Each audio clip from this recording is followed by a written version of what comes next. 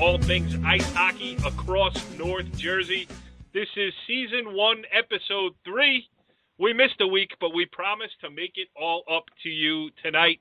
We have a really big show, lots of guests coming on. I am Corey Doviak, being joined by my resident panel of North Jersey ice hockey insiders, led by the man who leads the Riverdale Fighting Golden Hawks. He is the Maven, Kevin Sabella. What's going on, Kev? Nothing.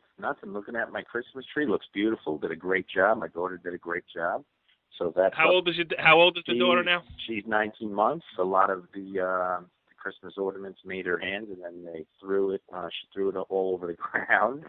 So that was interesting. But hockey-wise, excited. This is a good time of year, as Corey will certainly chime in here. My guys had a pretty good weekend. We got a win and a tie, so we're looking forward to our tournament this Saturday versus Ultapan down in Cody's. So that's about it. Did you get my Christmas gift yet, Mr. Robinson, or no? Still waiting. Okay. Still waiting. Not arrived yet, but it's 2 days. Or did you drop it off at the front desk of the main office at Fairlawn High School today? It's a goalie, actually. Goalie. Oh, okay. Hey, Corey, I didn't know you needed a goalie. I don't know. The Corey that we speak of is a Fairlawn athletic director and former state championship head coach down there at Hudson Catholic. He is Corey Robinson. What's going on, Corey? Nothing much, guys. It's a great time of the year. We're all jacked up here for the next week of holiday hockey tournament excitement. Take a little break there. Maven's little one, my little ones are going to be opening up a lot of presents from the grandparents, etc., and from Santa, and we get right back into it, and we start flying. A lot of good matchups coming up. We got some good tournaments going. Got that big rivalry night at the Ice Vault on the 23rd, and just some good hockey coming up. Going to be exciting. We got a ton of it, and we're going to talk a ton of it tonight, too, because we are going to focus our attention on the Big North Freedom Division. A host of coaches will join us there, including Glen Rock Serge Fernandez, Northern Highlands Jason Beswick, and then when we go outside that, we're going to talk a little Montclair hockey with Patrick Verney, the Mounties head coach, and we are also going to talk to Tenafly head coach Andy Escala. Now, if you've been following high school hockey the past week or so, you know that there is, a certain incident that went viral. Social media, internet, the whole thing. It's got to ESPN. It's gotten to Canada, TSN. It's gotten everywhere. It was Tenafly in sort of a silent protest, running two goalies out there against St. Joseph Regional in a recent game. So it's going to be interesting to get Andy's take on the whole situation. And I'm looking forward to that. And we will back him up with Brack Healy, who runs the Hockey Advantage Twitter account, a local, historian and a guy in the know in North Jersey and statewide hockey circles. So it's a huge show, and it is sponsored by Chick-fil-A. And let me just say this, before we get to all the guests and everything else, and before we talk hockey, you might get hungry listening to this show. And when you do, step away from your iPad, iPod, your desktop computer, your Apple, your Slingbox, your TiVo, however you listen to this very show, and get yourself over to the Garden State Plaza, because you can have a chicken sandwich on us at Chick-fil-A. You go there, you order something, you mention that you saw their advertisement, heard their advertisement on NorthJerseySports.com, and Corey Robinson are going to give you a free chicken sandwich. What do you think? It doesn't get much better than that, but what you're forgetting to tell them, between 12 and 3 on December 26th, Corey Doviak, the esteemed producer of this show, will be there signing autographs. Signing autographs. And if you go there then, you're going to order fries with it. That part is not true, but I will, if you send in if you send in a personalized request for my autograph, I will send you back an 8x10 glossy headshot taken by 4 Feet Graphics, the official photography and graphic arts partner of NorthJerseySports.com. All right, all the plugs are out of the way except for the part where we use Moe's Southwest Grill as our sponsor for our guests. But let's get this thing started tonight. Let's jump right into it with Tenafly head coach Andy Escala, who joins us on the Moe's Southwest Grill hotline. Andy, thanks for hopping on. It's hockey night. Thank you. Well, let's just put it out on the table there. The running 2 goaltenders out in a game against St. Joseph Regional, to me, when I first saw it come across Twitter, first I giggled, then I realized that it was probably some sort of silent protest per se. Was that the method behind the madness? I guess that's part of it. We I have a real young team this year. We're in the rebuilding mode. A good group of hardworking kids who, we've had a tough start to the year, and looking up playing, St. Joe's, I knew it was going to be a monumental task, and part of it was, we had tried to opt out of that game, and St. Joe's didn't want to opt out, and one part of it was to say, let's see what happens with this. Another was to have the team kind of relax a little bit, laugh a little bit in the locker room, thinking of playing 2 goalies. So, Corey, what happened with all of this? What happened in regards to what? I'm just saying. At the Big North level, nothing's really come up, to be honest with you.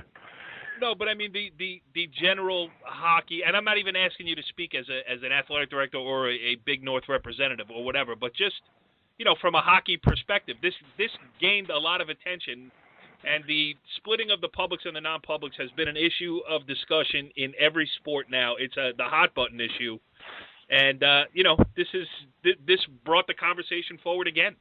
No doubt, it's definitely a topic of conversation in a lot of the sports. As you know, in football and wrestling, it's really taken front stage in those 2 sports. But it's.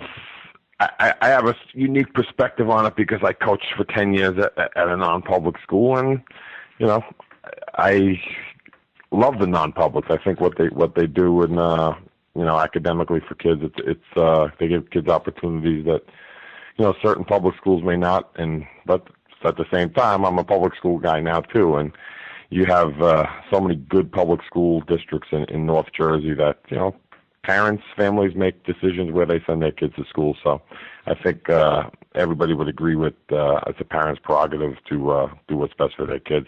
From a hockey standpoint, I'm a big believer in that Gordon conference that they have. I was one of the guys that sat in on the committee to get that thing started many years ago, and they play some really good hockey in that league.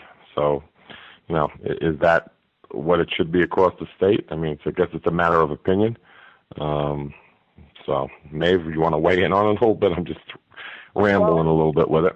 Well, Corey, you sounded a little bit like a defenseman backpedaling back into the zone, but you did a good job. You did a good job of keeping your feet and handing the attacker off to your other defender. Go ahead. No. I was just going to ask Andy, like, in a perfect world, Andy, what would you like to see? Sticking to hockey, forget about the other sports. What would be in a perfect world? You're the head of something. What would you like to see be done with in regards to this stuff? No, I think I've coached Tenafly for 18 years, and we've had some great seasons. 5 years ago we were in the state finals. You have ups and downs, and there's been years where the privates playing the publics isn't a big deal. Ramsey was a great team. Glen Rock's a great team. Ridgewood is a historically strong program. These publics and privates can play each other. Right now there's an imbalance, and the Big North kind of gives you an option to opt out right now. I guess the best case scenario would try to tier it the way it was 10 plus years ago, where you put the better teams. So it's I think everybody, that's all we really want. We want competitive games. Yeah. So let me be clear. Let me clarify for everybody, or maybe you can. So, in the Big North, they could opt out of the games if they wanted to. Is that correct? You asking me? Yeah. I'm asking you because didn't you just say like in the Big North? Yeah. So the Big North, the privates and publics, can opt out if they choose to, because they're officially a crossover game. Okay. Because the privates are in the Big North United. United, yeah. Okay, I got you. And you, along with other schools too, opted out of one of those games. Correct. Right? St. Joe's opted out of one game with everybody this year, Gotcha. except for Glen Rock. Yeah. Right. So Yeah, and Andy, I mean, you like you said, you've been coaching at Tenafly for 18 years. You've had chances to. Well, I don't know if you've had chances, but certainly if you had applied, I don't know what your whatever. But you could have had other jobs, is my point, if you wanted to. It's obvious that the Tenafly program is near and dear to your heart, and I think what you're trying to say is, hey, give us a chance to rebuild this thing a little bit. I mean, you went to a state final a couple years ago, if I remember correctly, and yep. Now is just not the time to be. And it's not specifically even St. Joe's, or you could speak to that, but just give us a chance to catch our breath a little bit here. Is that what you're saying? Yeah, that was one of, if there's games on the schedule which, aren't necessary, then I think it would be beneficial for both teams. It would have been beneficial for. I don't think St. Joe's enjoyed playing that game. I really don't. After the game, I'm sure they didn't enjoy winning 10-0 after 2 periods. I don't think those are fun for anybody. Right. So let's just get to the strategy of it all, though. When did the idea come into your head, and when did you really decide, you know what, I'm going to do it? I don't know. I asked a few of my colleagues and coaches what they thought about it, and one of them's like 100% illegal, don't do it. A couple of them just loved it, and they thought I should do it. And once I realized we were playing St. Joe's, I figured, why not? I mean, I knew the rule book, but wanted to throw it out there and see what happened. And obviously, it's gone viral. Oh, yeah. It literally has gone viral. Corey Robinson was saying earlier that he has a friend in Montreal who saw it on TSN. I understand ESPN's been all over it, and on Twitter it blew up. So it really was an interesting way to get a point across. I think it was pretty cool. Corey, Andy, go ahead. I just had one question. Did you and your coaching staff talk about just not going and just not showing up? Would have been the same thing? No, we never would have not shown up. No, okay. We wouldn't have not gone to the game. That we would not have done that. Gotcha, boss. All right. Last part of this, I just want to throw it back to my friend Corey Robinson over there as a former goaltender. Now, Corey, would you have played both goalies directly in front of each other, or might have you split them a little bit? I would have put a forward stick and forward gloves on the one goalie and let him roam around the defensive zone, maybe throw a few checks. I don't know. Yeah, Andy, why didn't you put them right next to each other? Why in front of that? This is just a picture that was caught. Like part of it. Who knows what would have happened if the puck was dropped and we had video? That would have been interesting. Okay. Andy, now they're breaking your chops about your first of all the strategy, and now they're breaking your chops about your alignment. It's crazy. It's good stuff. I mean, listen, I think you did as I mentioned earlier, it was a sort of a silent protest. It brought some attention to an issue that has been out there and needs to be finalized one way or the other. However this gets decided, it needs to be decided because things like this is not something that you should have to be worrying about. Whether or not it's legal or illegal to play 2 goalies on the ice at the same time. So stuff has to get done in the offices above you. And listen, I give you a lot of credit, and I also thank you for coming on the show here tonight. All right, thank you. Take care. All right, we're going to stay on this 2 goalie situation here as we shift gears a little bit. And welcome in Brack Healy. Now, Brack is I don't even know, he's the Twitter master of hockey, at Hockey Advantage.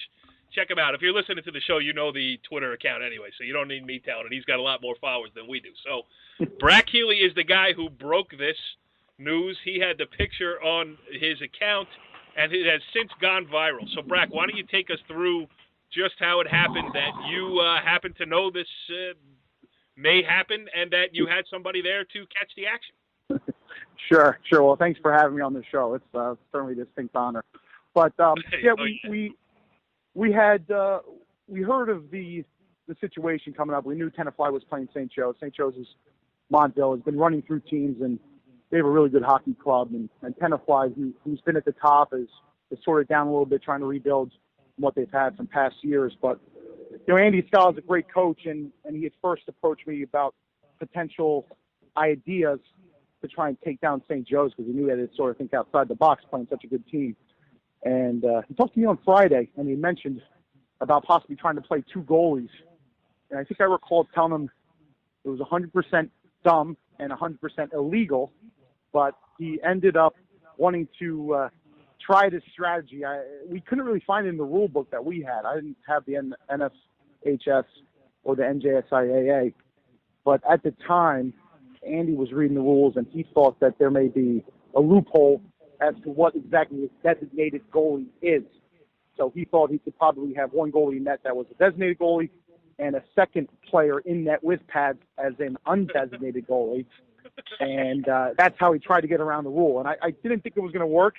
And sure enough, he shows up Sunday night. We had a reporter there, took the pictures, and the refs, from what I heard, were pretty baffled and said, Coach, you're not allowed to do that. And so Andy challenged the rule. They had to go back in the dressing room, get a rule book, come out with a rule book, and show in there that only 1 designated goalie was allowed. And I think from there, Coach Escala may have made his point, trying to say, we're in a tough situation, playing a really, really good hockey team, and he's trying to be as creative as possible, maybe making a minor protest about the balance of the teams and who's there. But the refs didn't allow it, and then on top of that, he got a delay game penalty. Yeah, now, Andy, we just had Andy on, and we were talking about it. And he said you could have taken – I asked him if he had, in hindsight, if he would have played maybe the 2 goalies next to each other. And I think he blamed your Twitter account's photography skills for showing them stacked front to back there. Well, yeah, when I saw that, we didn't really discuss how it would be. I said, well, if you're going to do it, you might as well practice it in a small game in practice or something. But, I would say – probably putting them side by side is a better tactic than having them screen each other. But it would have been fun to watch. I mean, it ended up being 10-0 anyway, so that would have been certainly something to see and behold there. But nonetheless, it certainly made for an interesting Sunday night. Yeah, go ahead, Maven. Well, no, I mean, Brack, I asked Andy the same thing. He touched on a little bit of it, publics and non-publics. I mean, is there an answer in regards to hockey? Obviously that the Gordon Conference is possibly an answer, getting Joe's and Keaton somehow in there. I know obviously they would have to apply, but I mean, if you were, I asked Andy, if you were Commissioner, Brack, is there an answer to the problem here? That's a great question. And, the disparity is everywhere in sports, especially at the youth levels. As you get higher and higher into college, it seems like there's more of that on any given Sunday approach, and any team can win. But certainly at the youth levels and even into mites and squirts, you have that one good player, you can win a hockey game. But, as opposed to the privates and publics, you look at Don Bosco in football playing Clifton High School. All right, shouldn't happen. But then on the flip side, you have DePaul Catholic, who's obviously in a down year in ice hockey this year, playing a Ramsey or playing a Glen Rock. And DePaul, as the private school, is getting beat 10-0. So, in a perfect world, games would be 5-4, 4-3, 3-2, but it just doesn't pan out that way. I mean, you'd like to see the competitive balance in the field of play even as possible, but it's really a tough subject, because if you start it like they've done now with football and wrestling, they've started to segregate into privates and publics. All right, so then what's the next step? Now you go to hockey, and now you go to baseball, and now you go to tennis, and you start leaving the non-contact sports, and you start touching those. And anytime you have a good private school, publics aren't going to want to play them. The problem with the privates is they're so spread out across the state. So now you have teams down south that aren't allowed to play public schools down south, and they have to travel all the way up north 2.5 hours to now lose to a Don Bosco by 65 points in football. So, the privates now calling, they're calling foul, because they have to now be forced to play some of the stronger private schools, and it's sort of going to decimate some of their programs from a private standpoint. The problem is, the ones I hate to sound like I'm the guy who's bashing, because I'm not. Like, if you want, like Blair Academy in wrestling, like St. Benedict's in boys soccer, they don't play under the NJSIA banner. They're trying to win national championships. They're trying to, you want to go out on a Tuesday afternoon and fly out to Arizona and find the best competition you can? That's what they're all about, and that's fine. But I just don't get, trying to stay under the umbrella of a governing body that, let's be honest, was set up to, when the NJSA was put into practice, it wasn't about trying to discover recruiting violations. It was about trying to just, make a set of rules and every now and again answer a couple of questions, problems, and take care of these things. But now it's gotten so far beyond the pale that, there's nothing you can do to put the genie back in the bottle, really, other than have the powerhouses scale back. And I don't see that happening anytime soon. No, especially here in the state of New Jersey. If we want our athletes to go as far as possible, we want to encourage these programs to do the best and play the best teams. And at the end of the day, like I've touched on, Don Bosco being forced to play some of these local public schools. I mean, it's just, Don Bosco, Bosco doesn't want that either. With their freshman team. They don't want that. Right. So, it really is I don't know if they're ever going to be able to get their handle on it because of the broad range of the sports and all the different sports. I mean, how many high school sports are there? I mean, Mr. Robinson may know better than me as athletic director, but there's a lot of sports. And is it just the contact sports we're talking about, where there's bigger, stronger, and they have more access to weight rooms, or is it the non-contact we're talking about also? Yeah, our philosophy, at least in our district, is we'll play baseball against anybody. We'll play basketball against anybody. You lose, you lose, you lose. Football, wrestling, hockey, contact sports. I mean, it's a little bit different when you have a kid with very little experience playing a kid that's a double A. Just throw it to the youth level. You're a junior coach. You coach one of the better junior programs in the Northeast. I mean, how would your junior team do against a midget A team? Oh, right. I mean, they would kill them. Kill them, right? So that's the matchups that you run into sometimes in high school hockey, where that would never be scheduled in a youth hockey world. So, but there's different ways to look at it. I mean, baseball, nobody's going to get hurt. Well, that's what I'm worried about too. I've always said that. The safety issue. I mean, is it going to come down to that?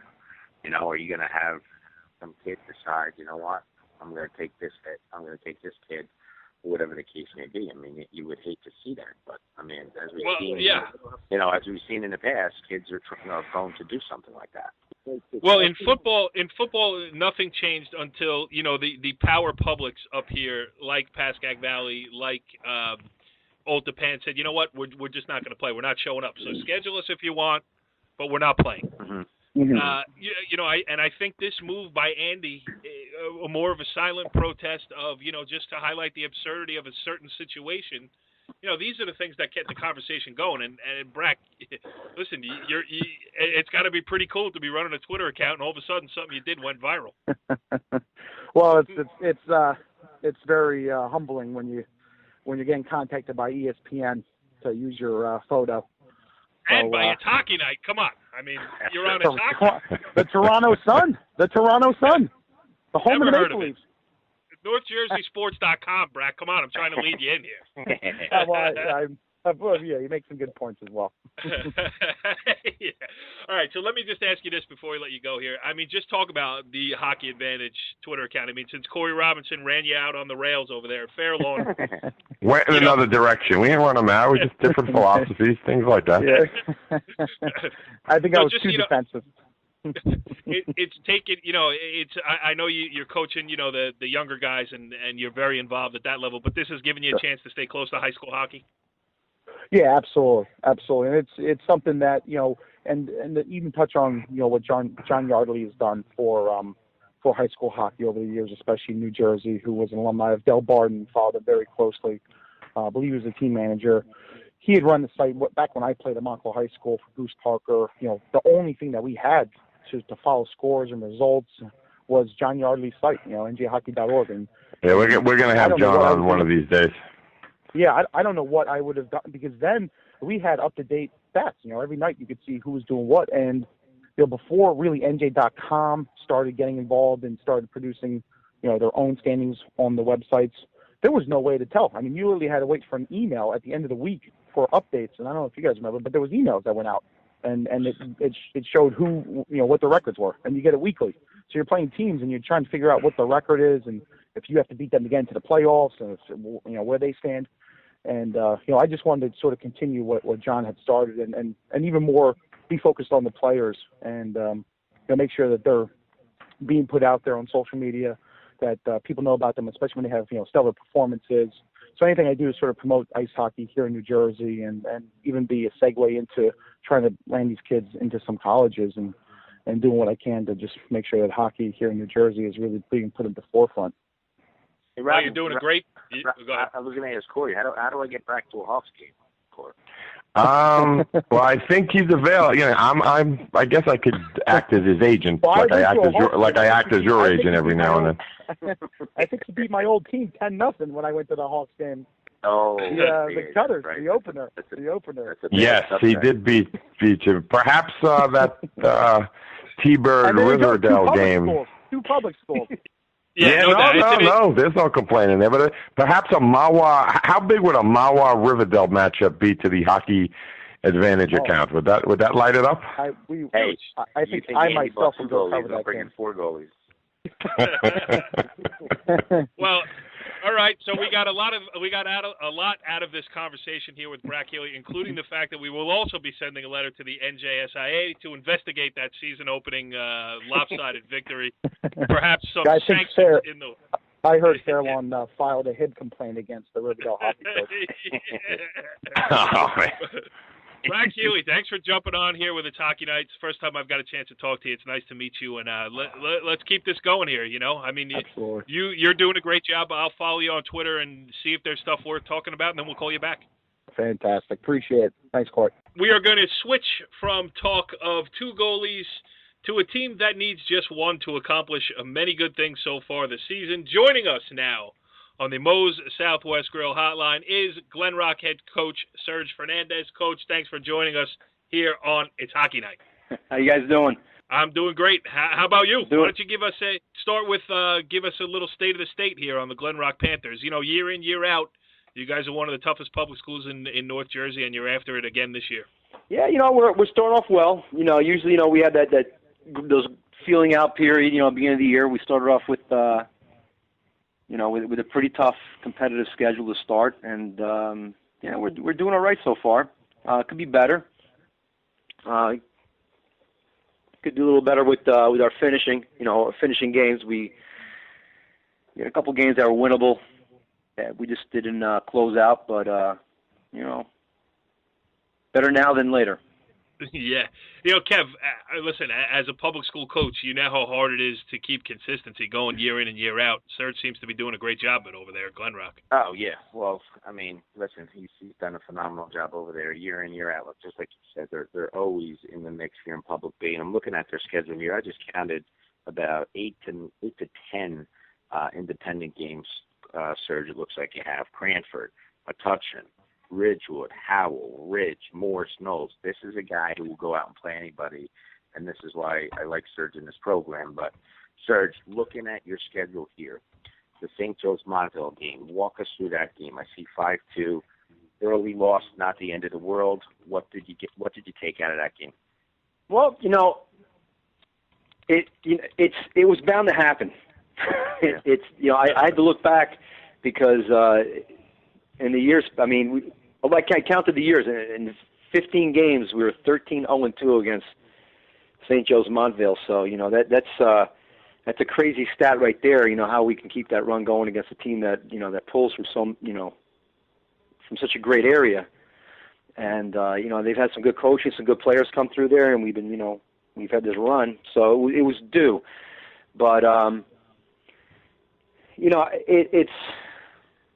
They were hungry. They were prepared. I know there was some emotion there. They had a player back, Eddie Klein, who had been, fighting cancer, and thank God he's back. It's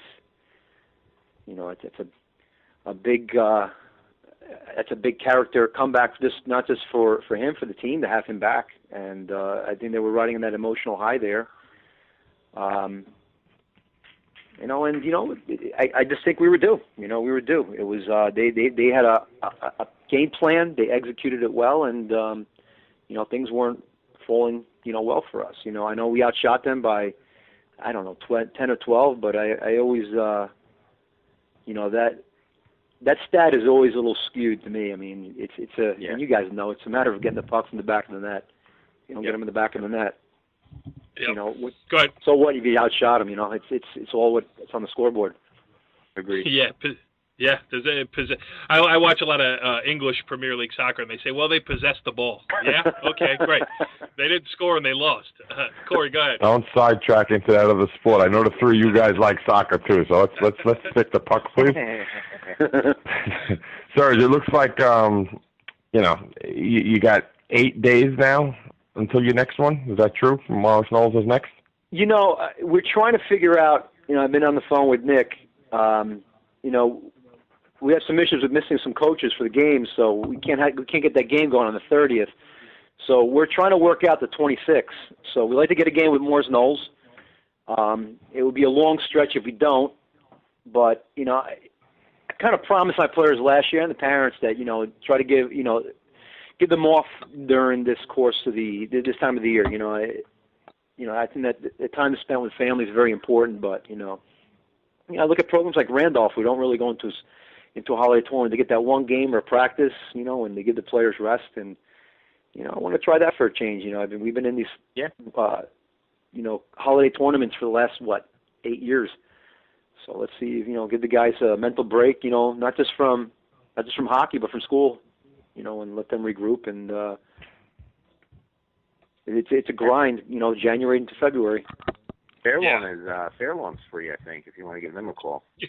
No, we're playing 3 games in the holiday tournament, so we can't play 4.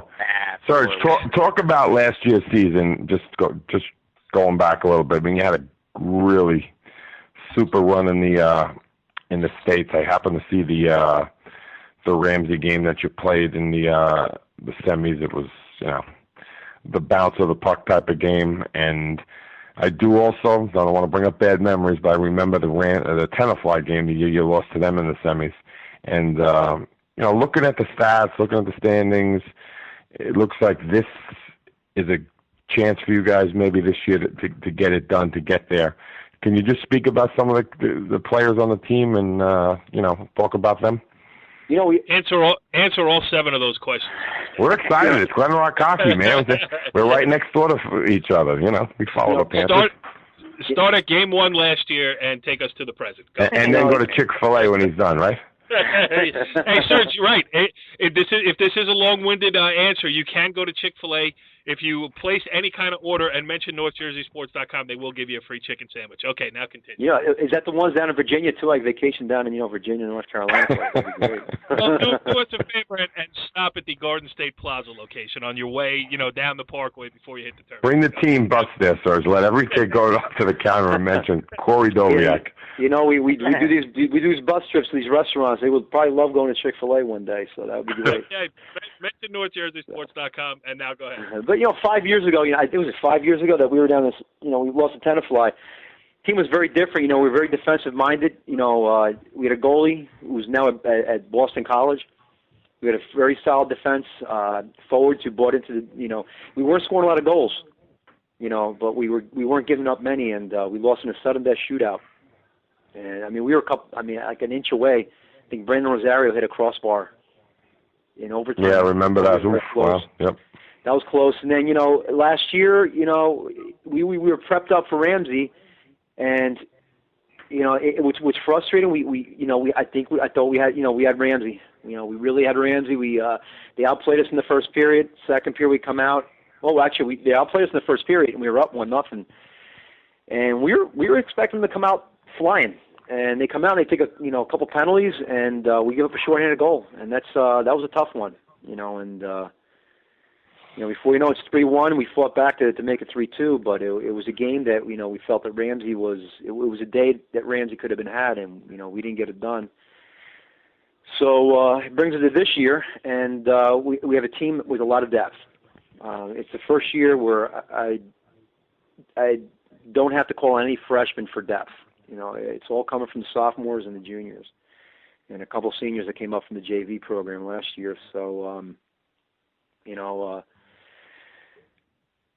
put out that challenging schedule and see, we could answer the bell, prepare them and answer the bell come, February, March. We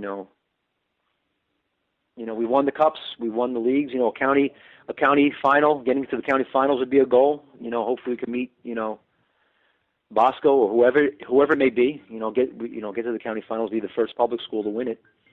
that's a goal, and get this program to the Rock. It's in the minds of all the kids, and sometimes we have to get away from that mindset and start focusing on the little things here and what's going to prepare us into getting into late February and March. So. Yeah. Well, it really is unbelievable with the consistency because, public schools, you're going to have your cycles, and it seems like you haven't had a down cycle in a while. And we've been very fortunate. We've got a good feeder program. We got a lot of kids that, we lose a lot of kids. I don't know if you guys know, but last year, 2 years ago, we could have replaced all 6 players on the ice with someone who's either playing at BC, Don Bosco, whether they're playing at Northwoods or at the OHL or, at the USHL. So we lose a lot of kids, but, we also have a lot of kids. And, we're very fortunate with the big feeder program. And that's the kids and the parents. They're a very dedicated bunch, and try to do the best for them. That's scary. Yeah. That's scary, Corey. If you lose kids, and that's crazy. Still there's something to be said about that association. That's great.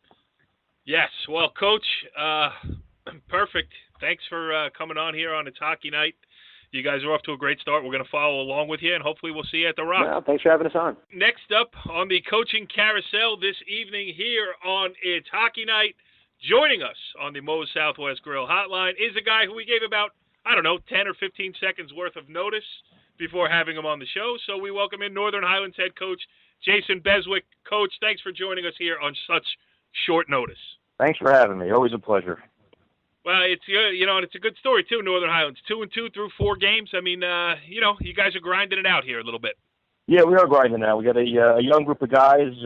Consistency hasn't been there quite yet, but we're working on it. The kids are working hard in games, and I had a couple of practices tonight and yesterday going into the Ice Vault tournament starting tomorrow against Roxbury.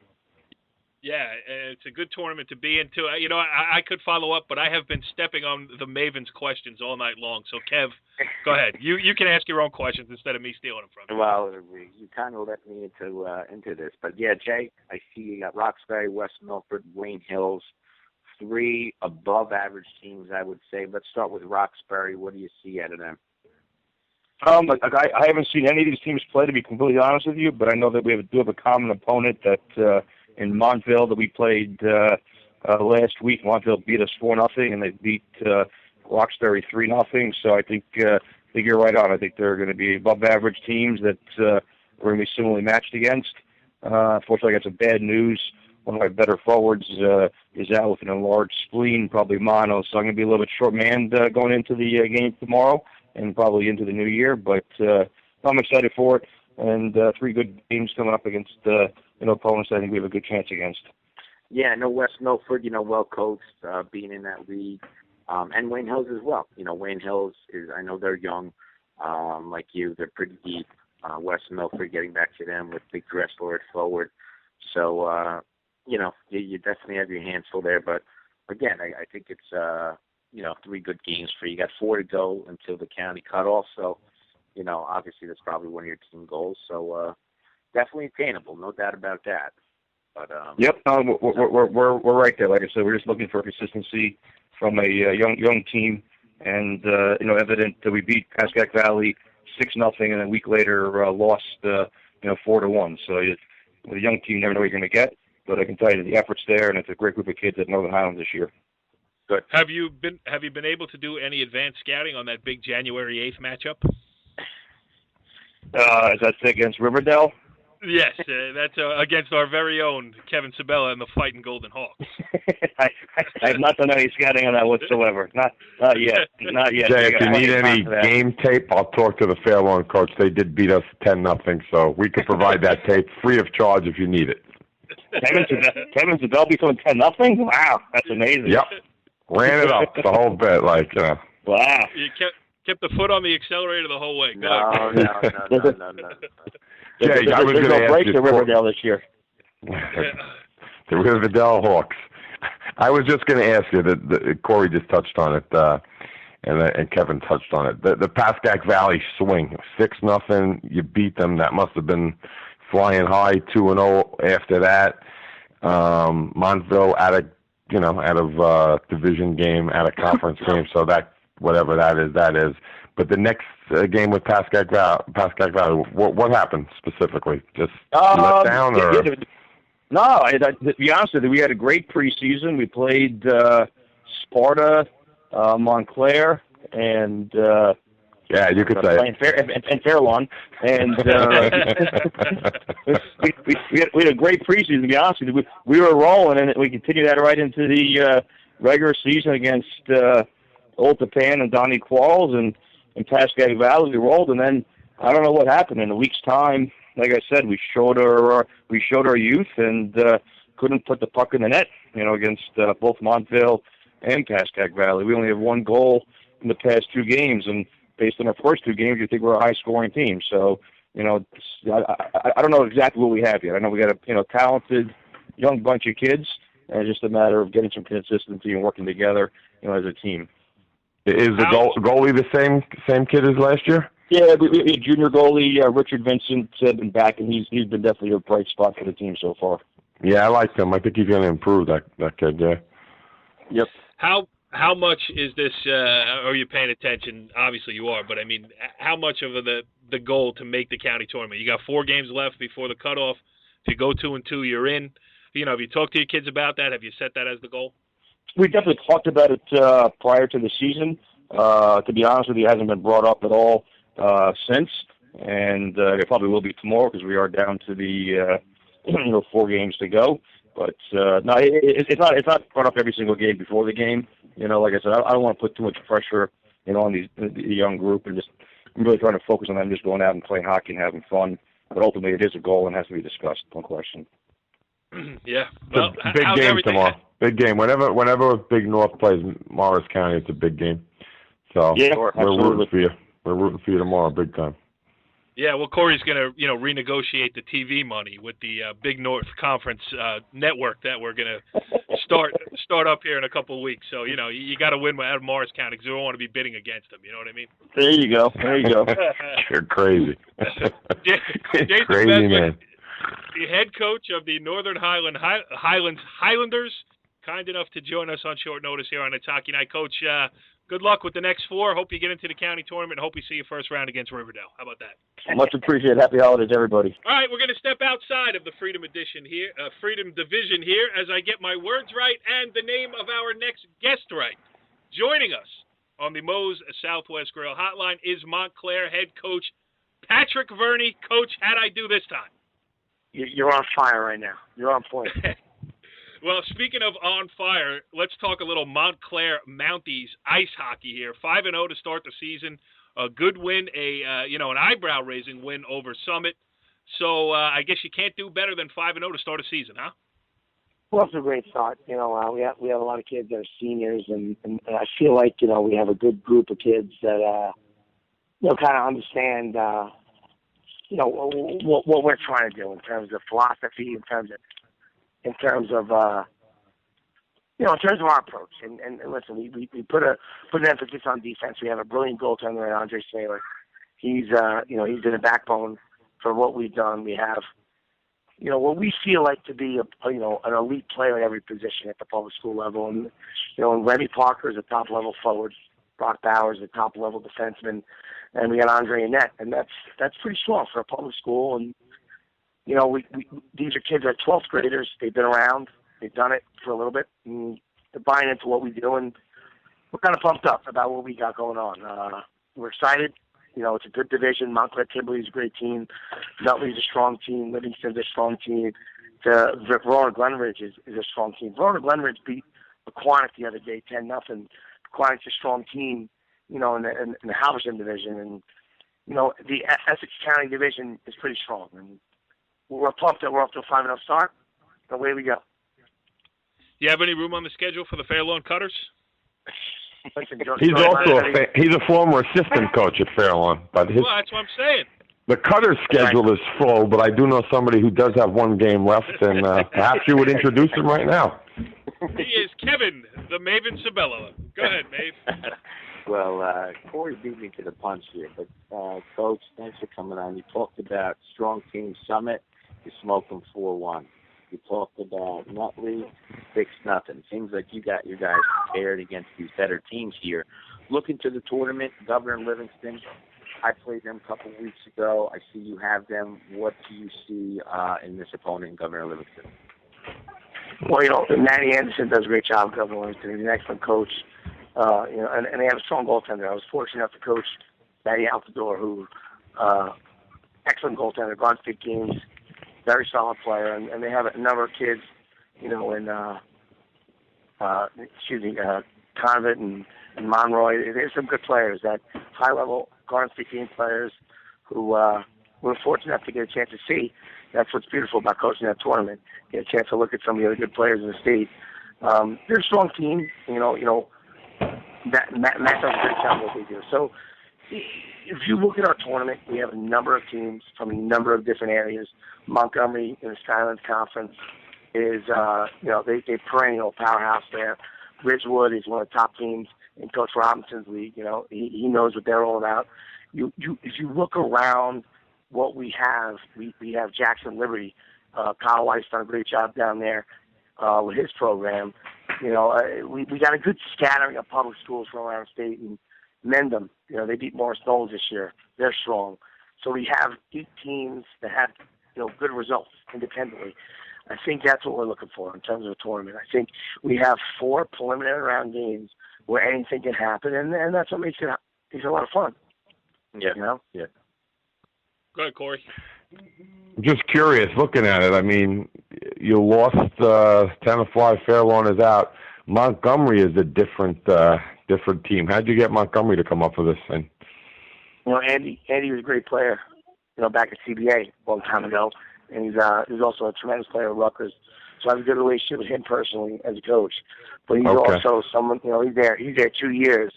And if you think about, Somerset County, Montgomery is a team that's been around for a long time. They have a great tradition. They've been very strong for a long time, and trying to reach out in our tournament and get a team from Somerset County is a big deal. So, Andy's going to do a great job there as head coach, and it's a spot for us as a tournament to try to bring teams in from all over the place. And Montgomery's always a strong team. Consistently, if you look at their results, last long time they've been strong. So. Looking at the schedule, it's a nice little tournament, competitive tournament. Of course, us being in North Jersey production here, we're going to be pulling for the Pascack Valley Indians. We're going to be rooting for Ridgewood, and if those teams don't get it done, then maybe we'll, root for Montclair because you're a nice guest to have on this show. And a guest whose opinion I'd like to get on something slightly off topic, but something that we've been talking about here all night. I'm sure you've heard about the Tenafly 2-goalie strategy, let's call it that. As a guy who's been around the game for a long time, what is he, Corey? New Jersey Ice Hockey Hall of Famer. How do you feel about that? Your thoughts on a situation? I mean, obviously, Andy from Tenafly, Andy Escala, was trying to make a point. Did he make it? And did he do it the right way? Well, here's my take: is that when did you find out about it, Pat? Well, both coaches involved in the situation are excellent coaches. Larry's a tremendous coach. Back in the days, he was at Lakeland, and he's done a great job at St. Joe's. Andy's someone who always tries at Tenafly. So beyond the fact that he's a great coach, because he is, Andy Escala, I'll put him right up there with anybody in terms of how he prepares and how he plans. But Andy's also someone who will think outside the box and will do things in any way he can to benefit his team. And I kind of believe that that's what it's all about. I know Andy got everyone in that locker room on board for whatever his plan was, and I know Andy got them sold on an idea. And listen, if at day's end, but at day's end, if it didn't work out, listen, we all know the rule. We all know what's going on. It's one of these situations where, listen, my honest view on it is I don't think there's anyone to blame. I don't think you can blame St. Joe's.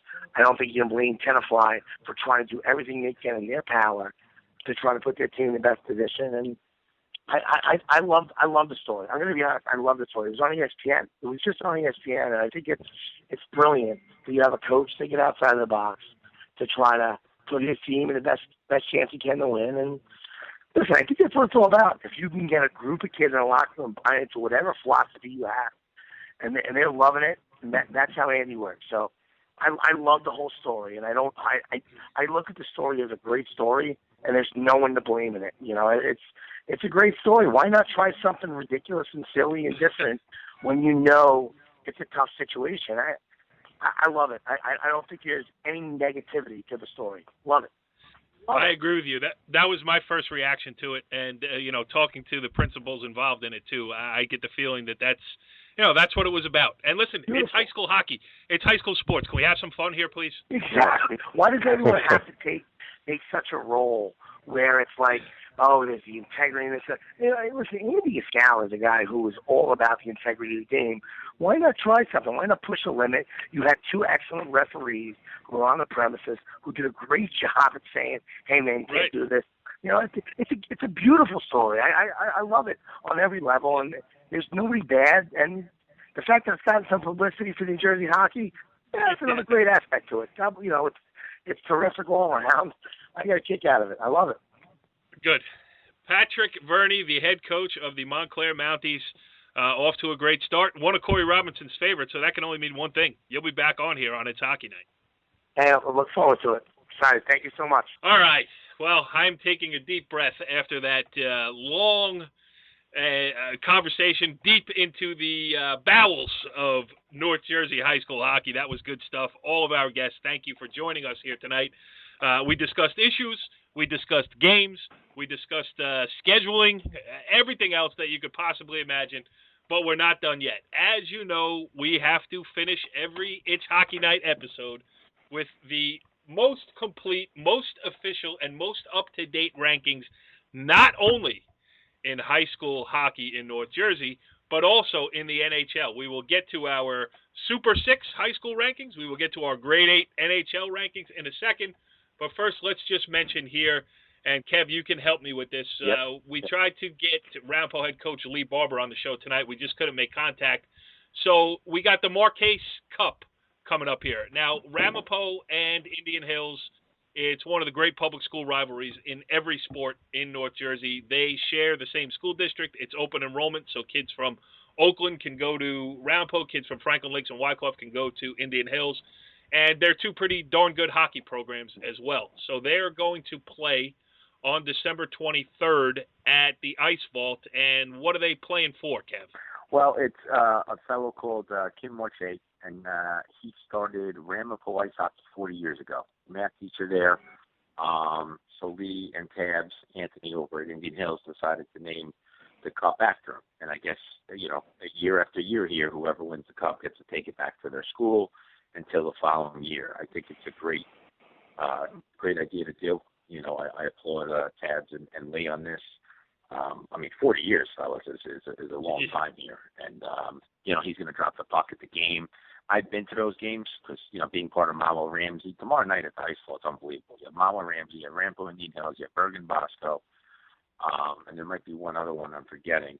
But as far as Ramapo Indian Hills goes, you can't get near the rink. You need to be there very, very early. They're about 6 deep off the glass. But especially for tomorrow night, it's going to be very emotional. I would guess for Kim dropping that puck. But my kudos to him, and I'm sure Mr. Robinson will say the same. No doubt. It's going to be a great night. Yeah. Great night. Good dude, Kim Marquez, too. He's actually the head girls tennis coach at Ramapo still. He's retired from teaching, but he's the head girls tennis coach. He's an assistant with the boys tennis program. So excellent. He's a really good dude. All right, let's move on now here as we get into our rankings. Corey, which way would you like to go first? Do you want to unveil your NHL rankings, or would you like to unveil your North Jersey ice hockey rankings? You're the producer. Okay, then we're going to go. Take charge. I love to hear you two banter about the NHL. So it's fun. And Corey Robinson, I believe it is your honor, Your Honor. So why don't you start us off with your Grade 8 NHL ice hockey rankings? was hoping to be a little higher in the rankings, but the number 8 team off their loss tonight will be the Bruins, losing 2-0 tonight at home against the Blues. Way to go 13 games in a row, getting a point, and then ruining Christmas. As my little guy was upstairs screaming at the TV. I knew they lost from not watching it, hearing it down here. Number 7, dark horse for me. This team could be in it later on. They're a nice, heavy hockey team. They pounded up on the Maven last week. The Minnesota Wild. Wow. Wait. I would like to interrupt this. I do have actual sound of your son watching the end of the Boston Bruins. Dad. Hold on. All right. Did it sound like that? I don't know about that, but whatever. Number. Right. It's the best I can do instead of screaming small child. Yes. Number 6. Getting ready for the January 1st Bridgetown Winter Classic. The Montreal Canadiens at number 6. Oh my goodness, Canadiens at 6. Go ahead. I'm sorry. Well, I mean, Price isn't there. If Price is there, they're up on the list. They don't have Price. They lost about 5 in a row. Maybe they shouldn't even be there. But we're going to put them ahead of the Bruins because they always beat the Bruins. Go ahead. Wait, Corey, wait. I have sound of Kevin Sabella's wife as we enter hour 2 here of It's Hockey Night. That would be actually pretty good. I think he gets it worse than that. But number 5, the St. Louis Blues, who just beat the Bruins in Boston. Yep. Number 4, team that could be there standing at the end when it's all over, the Los Angeles Kings, led by Mr. Quick. I know Maven likes the Quick man. Remembers him vividly from that Stanley Cup final a few years back. All right. And one of my favorites is Lucic is there, playing well. Oh, God. Number 3, the Chicago Blackhawks. They don't move out of that top 3, by the way. They stay right in that area. Yeah, so somebody beats them. Number 2, very easily could be 1, but we'll keep them at 2. Off that pounding of the Maven the other night. Yes. The Washington Capitals. Pounding. 3-1 down. 7-3 final, I think. Wow. Number 1. How about them Dallas Stars? Because we can't say how about them Cowboys. So we're going to say how about them Stars with 52, count 'em, Maven, 52 regular season points, tied with Washington with the most points in the league. You know what I say about hockey in Texas. Hey, you gotta update your system, boss. Hey, listen, I'm working on it. We're on a shoestring. What is that song? Deep Within the Heart of Texas? You got that one or what? By the time Kev's done So with his, Lyndon Baines Johnson played that at his inauguration, I think. I believe so. The history teacher coming back. There was one. Yes. Go ahead, Kev. Well, I'll say this: my 1 and 2 are the same as Mr. Robinson. The rest, I don't know what he. I think you're in like playoff mode or something. I don't know if you're looking at points and looking at how these teams are doing, but here we go. The Rangers have dropped. I think I had them at one point at 1, 2, or 3. At one point, they are now 8. I could go back and check the records. I mean, I have to look. I mean, they're just giving up way too many goals. I think they won tonight in overtime. They had a power play goal, so I believe they won. 7, I'm with Corey. I do like the Kings. I don't have them at 4 like he did, but they're always a team that's going to be there at the end. No one will want to play them. It's a long way to go. I have the Blues at 6. Corey had them at 5. I'm at 6. Very tough team. I have his Hawks. I know he loves the Hawks. I have them at 5. No, Mav, I don't love them. I see nightmares of them beating the Bruins in the finals that year.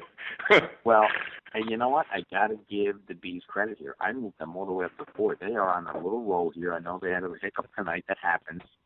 But I have the Bruins at 4. Canadians, yeah, they did lose 4 in a row. Yes, Price.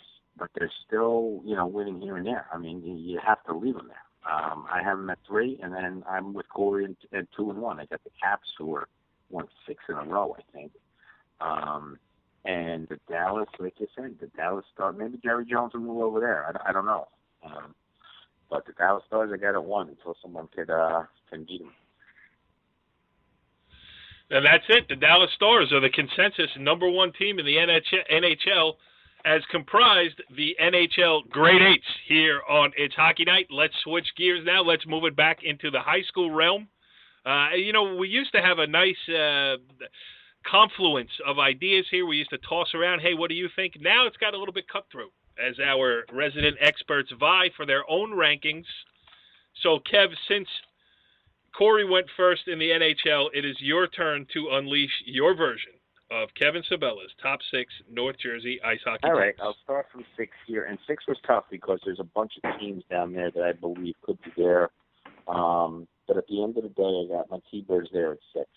They had a beautiful Mawa, that is, obviously. They beat a nice team in Kinnelon last night. I believe it was convincingly. They're up 3-0. They held on 3-1.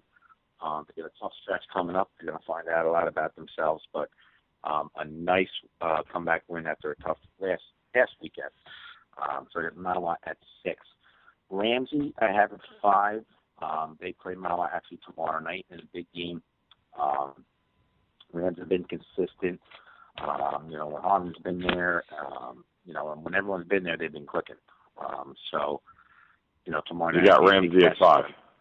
Ramsey at 5. Ramsey at 5. Well, Mr. Doviak, are we not going his 6, my 6, his 5, my 5? Like, what are we doing here, man? Oh, let's get control of your show. I'm sorry, I was just reminiscing about the Kim Marquez Cup. Right, there you go. Corey, go ahead. Who is your number 6? We'll catch up right now. My number 6 is Paramus Catholic. Okay. And my number 5 is Ramsey.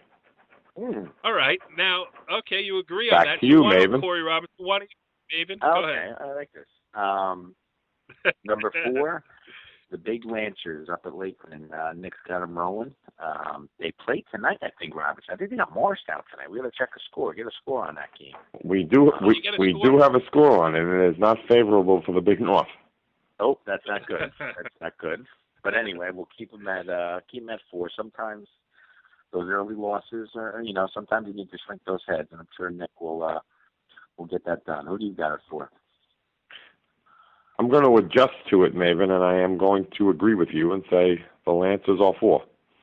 Okay. I'm going to adjust. Okay. The Lancers did lose to Morristown tonight by a score of, just looking at it here, 7-2. Oh, so, like you said, undefeated, rough patch, due to lose a game. Score. Yeah. Just so you both know, it's better when you disagree. But continue. Kev, who's number 3? Well, I don't know if we're going to get any disagreeing here, maybe, but the number 3, we just had him on tonight. I got the Glen Rock Panthers at 3. Finish it off, Maeve, because we're on the same page with the rest of them. And we got Mr. Maherta and St. Joe's, who beat Glen Rock at 2. They are coming on strong. And then we have Mr. Toscos and the Ironmen at number 1. They were just up in Boston playing a couple teams. They'll be back, soon, obviously, getting ready for the county tournament. But those 1, 2, 3 right now are clearly 1, 2, and 3. From there, from 4 to 6, it could be anyone's game. And as we get closer to the county tournament, I think Corey would agree. 1, 2, 3, and then from there, man, you really could start moving teams around depending on these next 2-3 weeks here. Well, we will follow it closely here on It's Hockey Night as we did tonight. 5 guests, 2 sets of rankings. I don't know what else needs to be said. We're out of words. We'll see you next week on It's Hockey Night. Follow the leader.